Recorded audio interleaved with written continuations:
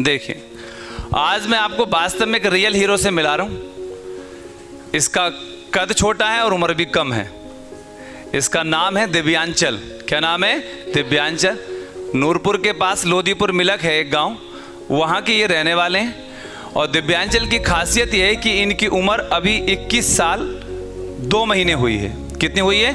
21 साल 2 महीने हुई है। और दिव्यांचल ने पहली ही बार CGL का एग्ज़ाम दिया और अंततः ये फाइनल सिलेक्शन हो गया है इनका CGL में। तो ताली बजाओ जोरदार। मतलब पहली बार ही, मतलब उस एग्ज़ाम को देने के लिए उम्र ही इनकी लगभग पहली बार हुई और ये जो है पहली बार परीक्षा दी और पहली बार जो एग्ज़ाम क्या हो गया?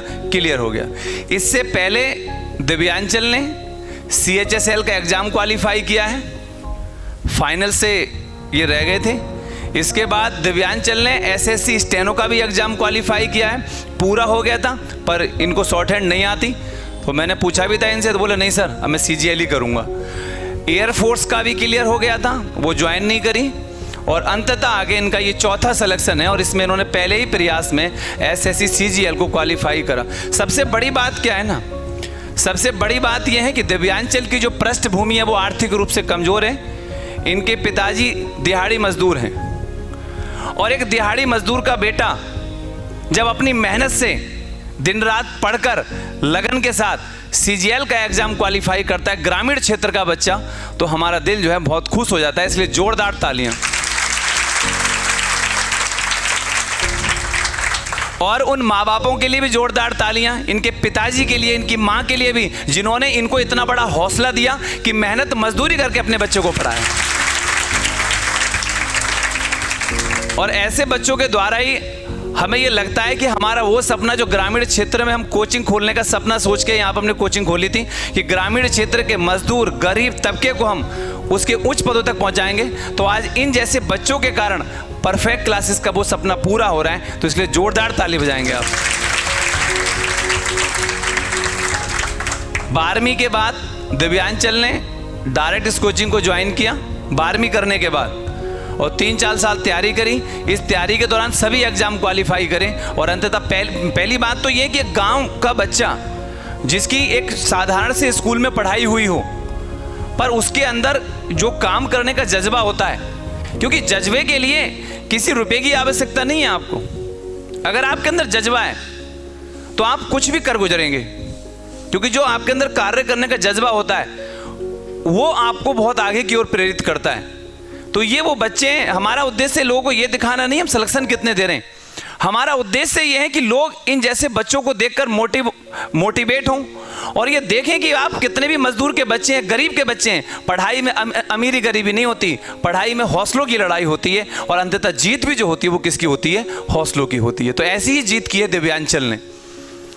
तो मेरा यही सबसे रिक्वेस्ट है कि आप ये ना सोचें कि आप किस पृष्ठभूमि से आते हैं, आप ये ना सोचें कि आप किस परिवार से आते हैं। आप अपने हौसलों को बुलंद करें, चाहे वो किसी भी वर्ग का बच्चा हो, चाहे वो अमीर वर्ग का हो, मध्यम वर्ग का हो या गरीब वर्ग का हो। यदि उसके हौसले बुलंद हैं तो किसी की हिम्मत नहीं और या किसी की औकात नहीं कि उसके सिलेक्शन को रोक ले।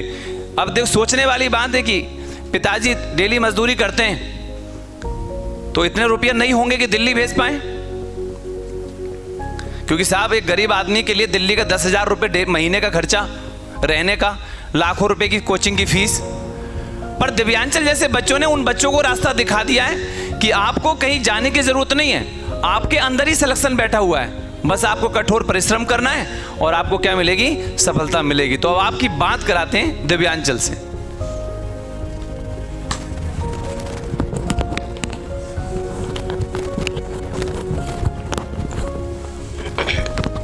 डरना नहीं, हिम्मत रखो।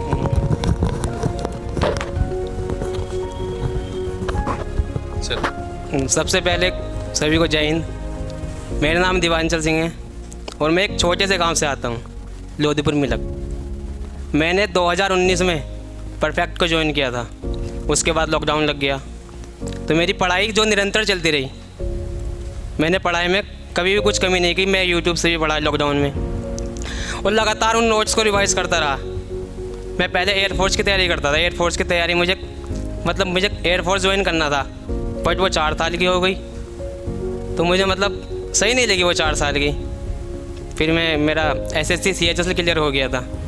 फिर मैं सोचा कि CHSL क्लियर में होने के बाद मैं उसकी टाइपिंग दे के आया, तो टाइपिंग भी मेरी हो गई, बट मैं फाइनल में बाहर हो गया। उसके बाद फिर मैंने स्टेनो क्लियर किया, मुझ पर शॉर्टहैंड नहीं आती थी।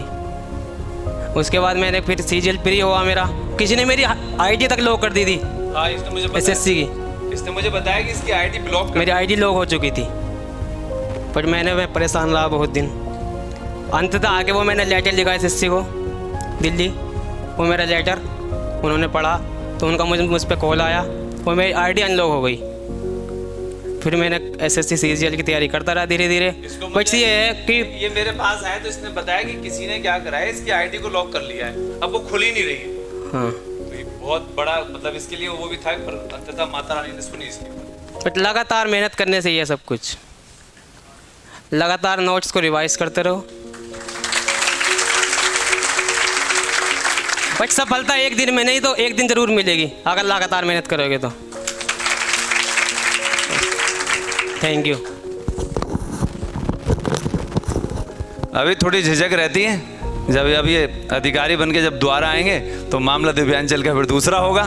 पर यही वाली बात है कि 4 साल लगातार इन्होंने तैयारी करी और 4 साल की तैयारी में 3 एग्ज़ाम और क्वालिफाई करे और फिर चौथे एग्ज़ाम अंततः क्या कर दिया, क्वालिफाई कर दिया। SSC वाले बैच में ये पढ़ते थे तो लगातार वैसे इनकी मेहनत का जो श्रेय है वो वैसे तो इन्हीं को जाता है, इनके अलावा 2 लोगों को और जाता है।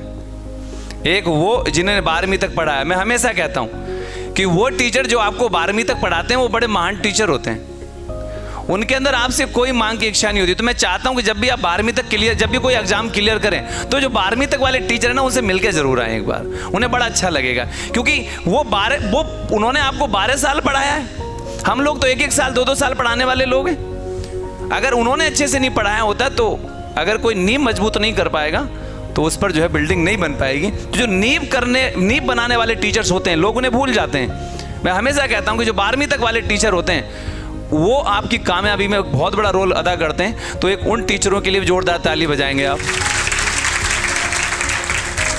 और एक हिडन हीरो होती है माँ।